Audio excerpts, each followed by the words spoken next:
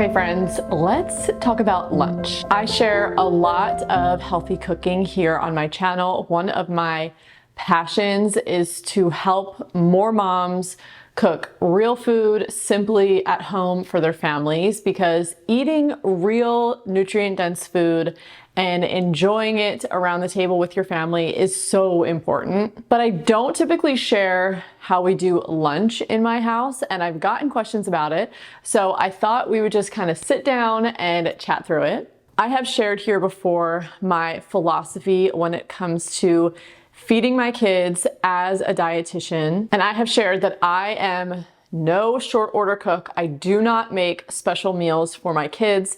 I cook one meal for the family, and that is what everybody eats. I was taught to feed kids this way when I was in school, when I was introduced to Ellen Satter. You can look up her work.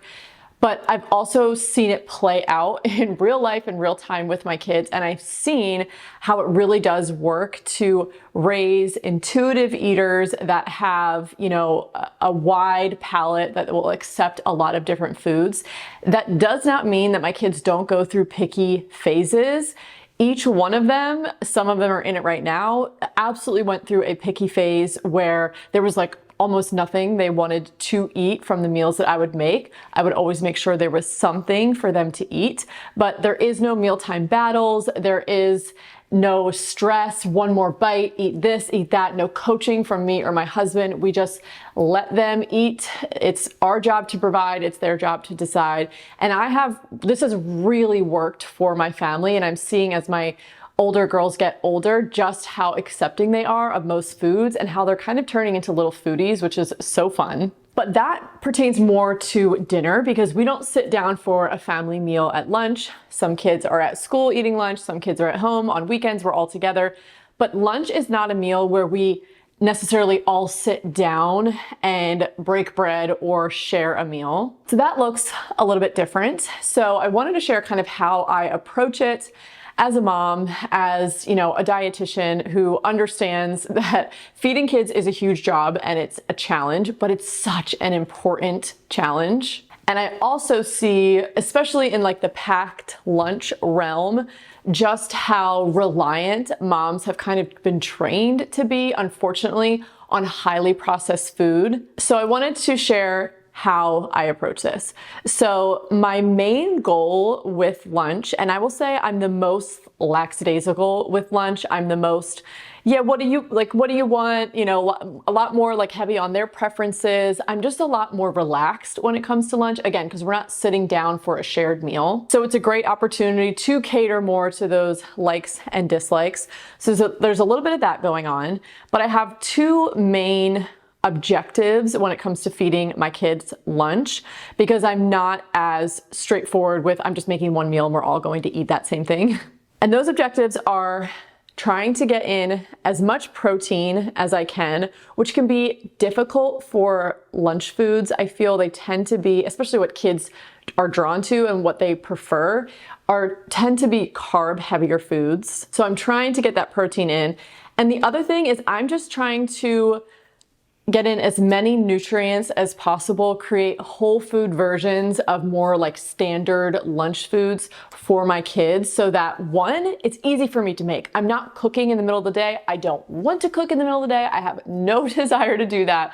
So I want it to be quick, easy, cold lunch kind of situation. But if I were just to go to the store and buy store-bought everything, I would be, one, spending more money, and two, I would probably be lacking a lot of nutrients in those foods versus if I made them at home myself. One of the best examples of this is just homemade sandwich bread. I make sandwich bread every week. I freeze a lot of it so that I'm not just baking bread all the time, because who wants to be doing that? But I do want to serve simple ingredient, real, not a whole paragraph of ingredients from the squishy plastic bread in the bread aisle at the store. And that is a way that I can, one, cut out a lot of unnecessary ingredients, additives, preservatives from a food they're going to be eating on a daily basis. And then B, it's a way that I can infuse more nutrients in. So I always use some fresh milled flour, which is a lot more nutrient dense. So it's just one of those ways that I'm able to take like a pretty standard, simple lunch food and elevate it a little bit with not a ton of effort on my part, but in a way that's going to be impactful when it comes to their nourishment. So focus on protein and a focus on as much real food as possible so we can have more nutrients and less additives. Okay, now how does this actually play out in my house? So my oldest daughter takes a packed lunch to school with her. My next daughter goes to a preschool where they offer lunch. And normally I'm not like a cafeteria lunch kind of mom. I actually have so many convictions about just the amount of highly processed foods that are in cafeterias that kids are just buying and eating every day because it's normal. But that's a whole other side tangent. But the school that she goes to actually does like a pretty good job, and I'm pretty impressed as far as like the food quality goes. It's not perfect by any means, but she's only here for 1 year. My daughter went there and she got to do the lunch. So it's kind of a rite of passage of something she was really excited about. So she only goes a few days a week. So she gets lunch there a few days a week. And then I have my other two little ones who are at home full time. So they eat lunch here every day. Taking care of and raising kids, as I'm sure most of you know, is no small feat. And one simple truth I have learned over years of mothering is that I have to take care of myself. We all know you can't pour from an empty cup, but it really is so true. We have to take care of ourselves so that we can show up as our best selves, or at least try to, every day for our families. There are a few major things I do to take care of myself, and one of those things is taking and staying on top of taking quality supplements. And you guys know one of my favorite daily supplements is Element. Out of all the electrolyte drink mixes out there, Element is hands down my pick, and I'll tell you why. One, it just has a very simple formula. There is no additives, no artificial coloring, or really any artificial ingredients whatsoever. And while it tastes very good, it does not have any added sugar. So you're getting the sodium, potassium, and magnesium that you want, but nothing artificial, nothing extra that you don't want. And if you didn't know, electrolytes play so many different important roles throughout the body, but they need to be constantly replenished, especially if you are sweating a lot and you just have higher electrolyte losses. So adding electrolytes to your water is such a simple way to do this. It literally takes 2 seconds to just dump it in, mix it, and go. And if you're trying to drink a lot of water each day, which you should, it's kind of just nice to switch it up from plain water every once in a while. Electrolytes are critical for energy production in your body, for DNA repair, for muscle synthesis, for blood glucose control, for good restful sleep, for fluid balance, for blood pressure control. They're just very important, and I have found through supplementing them consistently, I feel more energetic. I feel like my mind is sharper. I can just tell when I don't drink my Element, I do feel off. My husband is also big on Element too. He works out a lot and says he always feels so much better when he's drinking it versus when he's not. Electrolytes are just such a simple thing, but they can make such a big impact on how you feel day to day. If you guys want to try them out for yourself, Element is offering you guys, my viewers, a free sample pack with their most popular drink mix flavors, free with any Element order. This is a great way to try several of their flavors. Personally, any of the citrus ones are my favorite. You can get yours at drinkelement.com/Becca Bristow. That's drinklmnt.com/Becca Bristow. So I'll start with my daughter's packed lunch. So one, I have, as far as the lunch box, I love the Planet Box lunch boxes. I can't remember the name of hers. I can link it down below, but it's like the medium size one. I love this lunchbox for a few reasons. One, it's stainless steel, so there's no plastic involved touching food. Not that I'm packing hot food, but if I can have something that's not plastic, I'd rather have that. It's also super durable. It can go in the dishwasher, although we usually just wash it really quickly by hand. It's very easy. And it has a bunch of different compartments, which is great for packing a variety of different foods. So as far as her packed lunch, she pretty much eats a sandwich every day. She's just a sandwich girl. She loves sandwiches. I put it on the homemade bread, and there's usually some kind of lunch or like deli meat involved. She loves a turkey sandwich with mayo. So I do make homemade mayo. Again, it's one of those things that it takes so little time, and it's going to be such inferior ingredients to what you would buy at the store. Even the ones that are made with olive oil, turn it over, it still has soybean oil in it. You can buy the avocado oil mayos, which are definitely a great choice, but they're very expensive. And you can make it at home pretty easily for very little money in comparison. She will also sometimes do like a ham and cheese sandwich, but she's just a sandwich girl. So I get the deli meat from the store. I am picky about the deli meat that we buy. Our store has some options that have very few ingredients.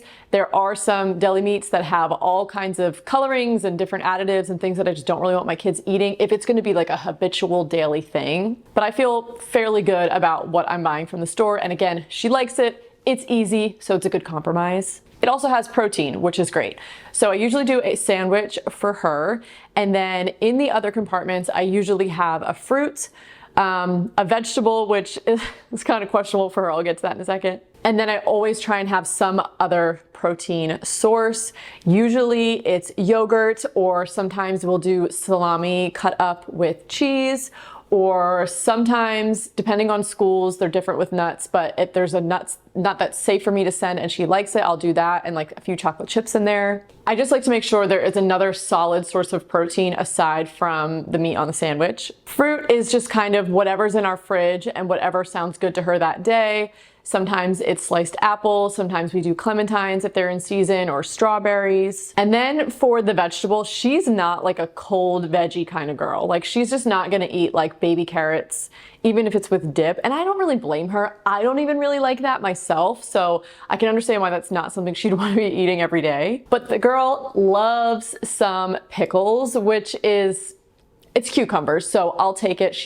Pickles is like one of her favorite foods, and she'll eat them happily every day. So that's what she gets. And I want to give a little encouragement here, where you don't have to be coming up with all these grand ideas. And as far as variety goes, like, you can pack the same types of things every day, and that's okay. When you think of yourself and as an adult, you probably fall into patterns of eating the same thing over and over until you're kind of sick of it, and then you'll move on to something else. Or maybe you rotate through the same few things for simplicity's sake.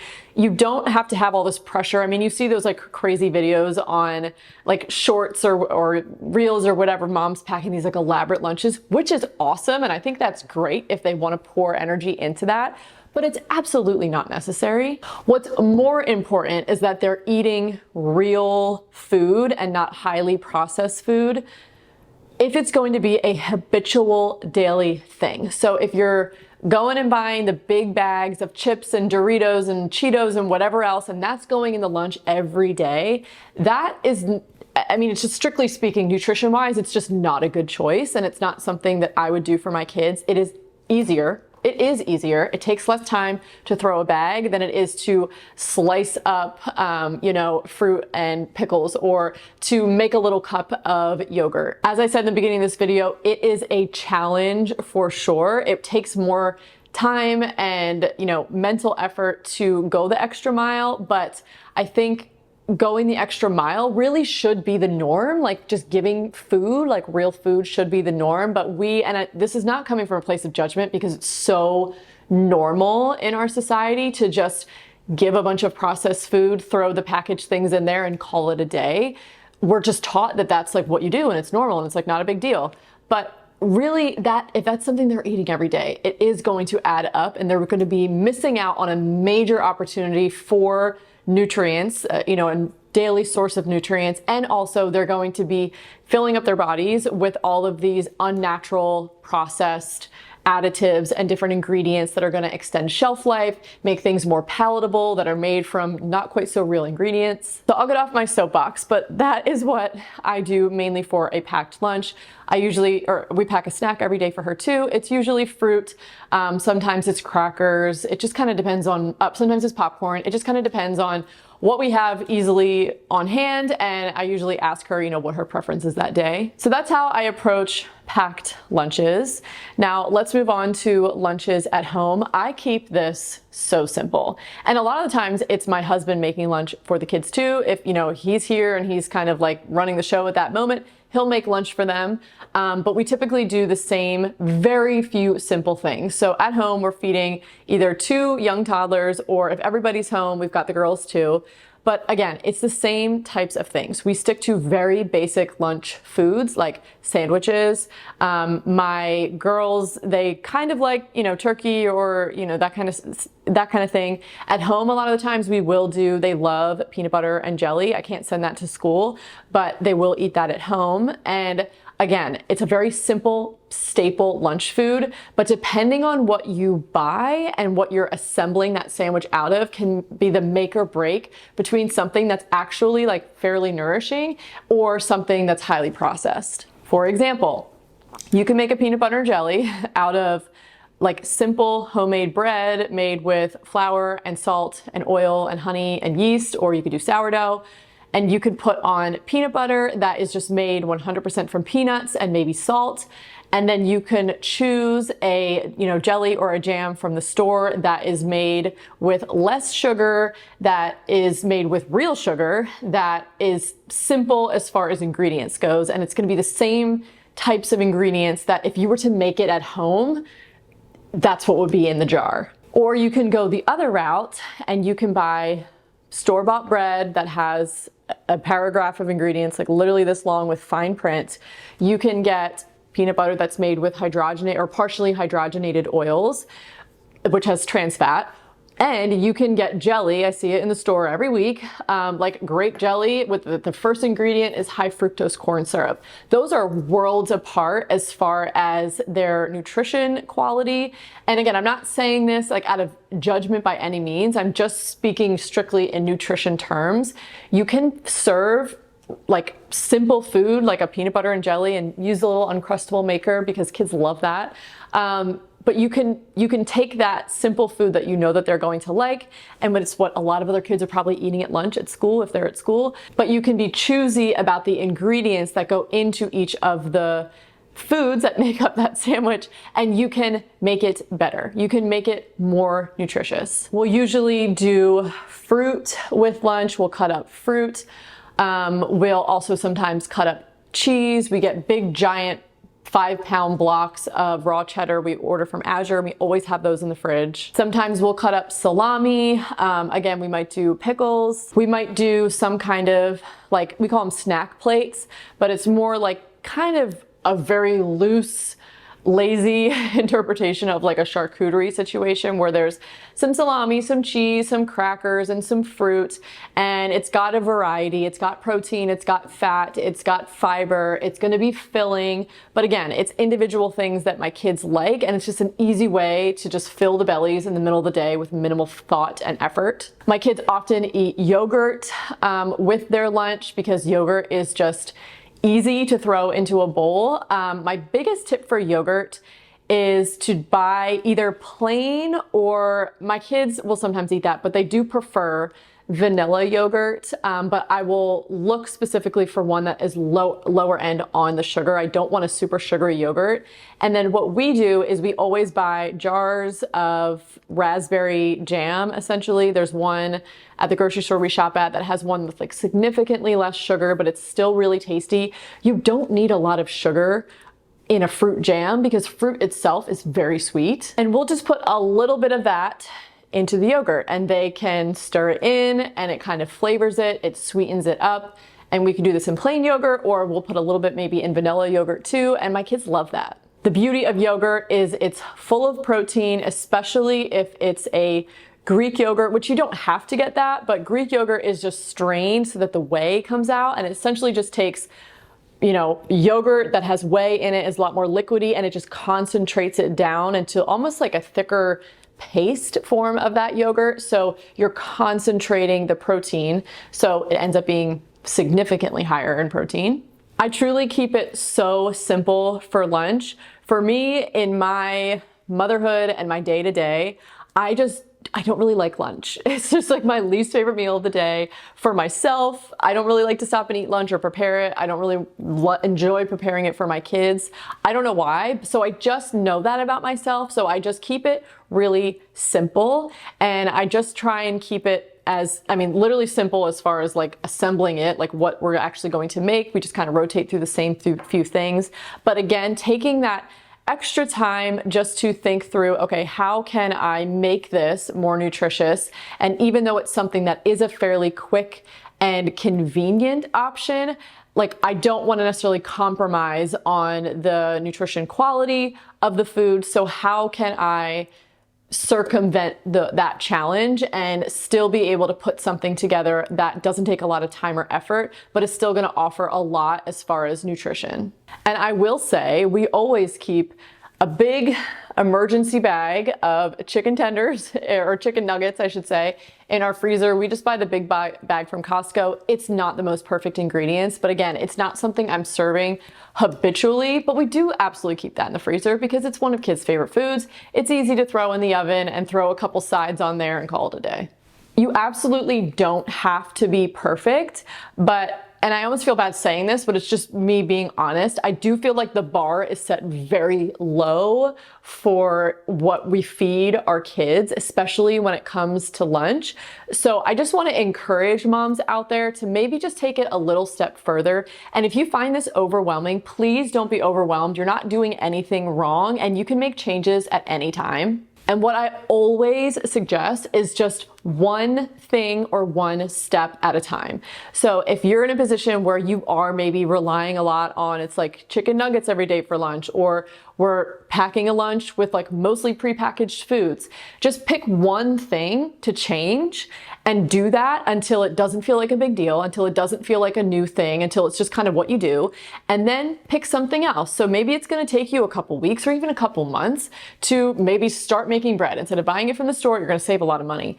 And you're gonna just make it at home, make a few loaves at once, stick the others in the freezer, take them out the night before you're making sandwiches the next morning. It's gonna taste like fresh bread. You'll be amazed. And maybe that's what you start with. And you just do that until it just becomes second nature. It becomes part of your routine. It's not a big deal. And then look at another area. You're like, okay, now let's move on to this and see how I can improve upon this in a way that's realistic, in a way that's doable, in a way that my kids are actually going to accept it. And just take baby steps, because you don't need to make these big massive changes overnight, because usually those peter out anyway. We want this to be sustainable. We want this to be something that you're going to actually do for long enough to actually make an impact. And the best way to do that is just baby steps, one at a time. I hope that you guys found this video helpful. It is my prayer that it will encourage moms or grandmas or just caregivers in general out there who are feeding kids to take it seriously as the challenge that it is. And if it feels hard, that's because it is hard. It's a big job to feed kids all the food they need in a day, every single day. But it is so worth your time, your effort, your thought, because if you think about just the sheer quantity of food that kids eat, that is so much opportunity to nourish their bodies. And just by making small shifts and small changes, you can make a huge impact in that area.